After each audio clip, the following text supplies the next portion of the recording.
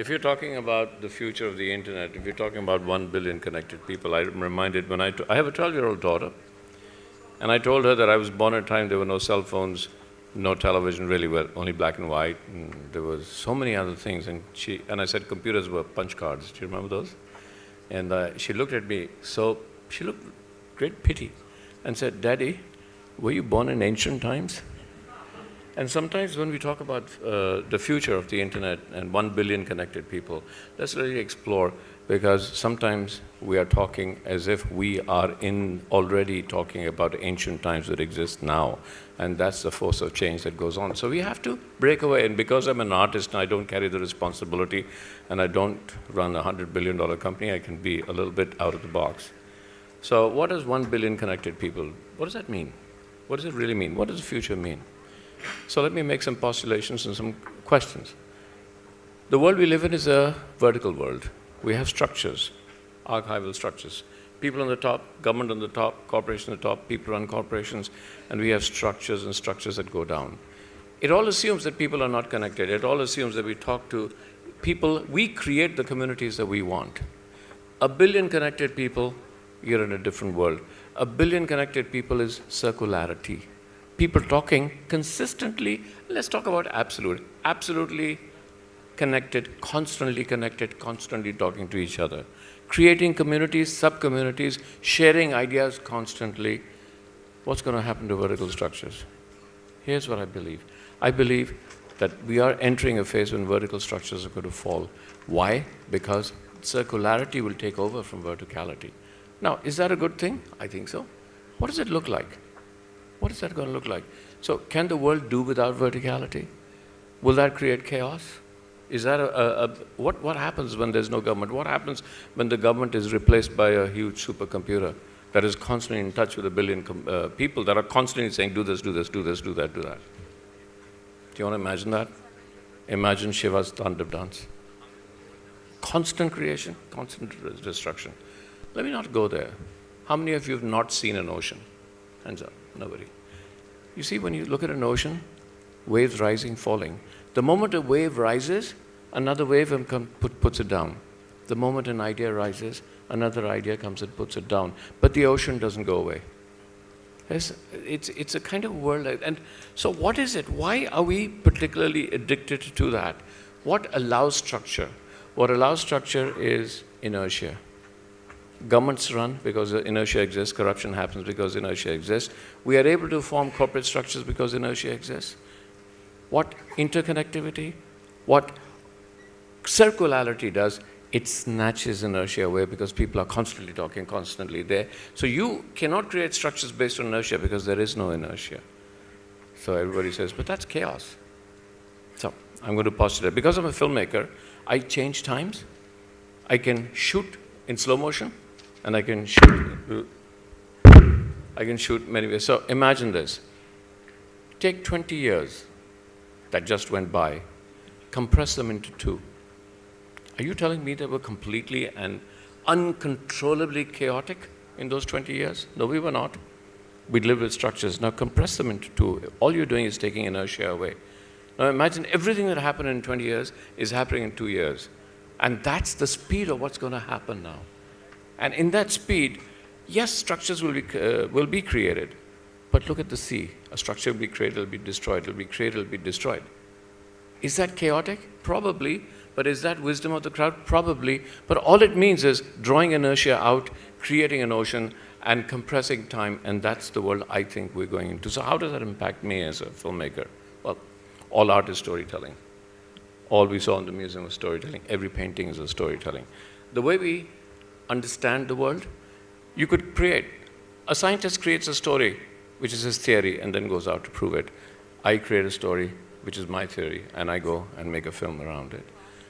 So what's going to happen to the future of storytelling? Number one, we're about to witness the fall of the gatekeepers. It's already happened. What gatekeepers do is, hey, you're the content maker, you're the consumer, I'm going to find out what you want to make. I'll decide what the consumer wants to see. What you don't understand is the consumers are talking to each other all the time.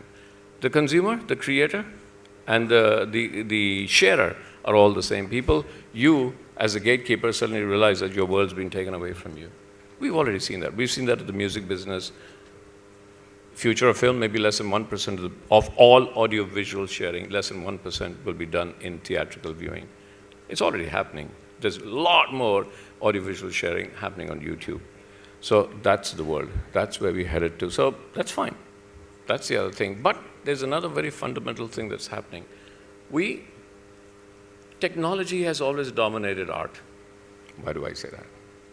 I say that because the way an artist takes his art, her art, storytelling, painting, to the people, to the community, is through the available technology. Even a crayon to a child is a technological innovation. You give them crayons. The stone of the caveman painting, So the way I put it out is the way that I am putting it out. So film technology, the 2-hour version, I didn't want to make a film for 2 hours or 2.5 hours. It's the product of technology is the product of what the viewing has become, because there's a film there. Now let's go back. Let's go back a little bit about storytelling. How many of you know the Mahabharata? Okay. Before the Gutenberg press came, Mahabharata, before it was published, the Mahabharata was spoken. When it is spoken, there must have been 1 million versions of the Mahabharata. Every time somebody narrated the Mahabharata, they're narrating their version of the Mahabharata. 1 million versions, 1 million interpretations of the Mahabharata, till the Gutenberg press came, and suddenly a technology came that you could actually publish it and distribute it. Somebody wrote it. The moment you wrote it, what did you actually do? You created an inertia structure called the novel, called the book. What did that actually do? Because you put inertia, you created inertia. What does that actually do?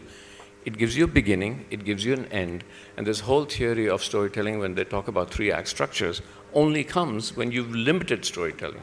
You've limited it to a beginning, and you've limited it to an end.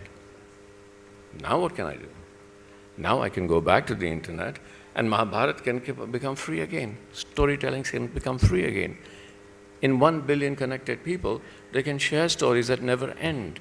They can share stories that go all over the place. They can share stories that did not begin and share stories that never need to end. So it's a completely different world that we're entering. We cannot judge this world. I cannot judge the future of filmmaking sitting here taking and moving forward from the way I make films now. I can only judge it in the way that I have to give up. I have to give in. I have to become pretty humble now to understand where it goes and become part of that 1 billion community. And I too will become part of that ocean. And I too, as a brand, and many, many millions like me, you'll be looking out at the ocean. There's a Shekhar Kapur that came in and went, because there's a Spielberg that comes in and went, and people come in and go. And so you say to me, what the hell is IP all about? What about IP? No? Somebody said in the last thing, they were quite right in the last discussion. When you share, you don't want money, you don't want to create IP. When I write in my blog, when I tweet, I'm not asking Twitter and go and saying, hey, everything that I've written here is my IP. I don't say that. I'm doing it for influence. I'm doing it. When young people sit, who've gone through education, when they sit down and spend 7 hours a day on Facebook, what are they doing? Why are they not spending 7 hours a day making money? I'm sure they are, but they're also doing this. When I'm spending so much time on Twitter, I'm finding another wealth definition. And my wealth definition is my influence. And there's another influence, name for influence, called brand. One of the things that we will be consistently replacing IP with is brand. Brand is going to be there. But brands are going to be like the ocean. They'll come and they'll go. Ideas will be like the ocean. One idea rises for a while, and some ideas will become a tsunami. But we hope and we will rely on the wisdom of the crowd that the tsunamis that idea will come. There will be good ideas, because there will be a tsunami that contradicts that tsunami. Look out at the ocean and you'll understand the future of the internet. Thank you very much. Thank you.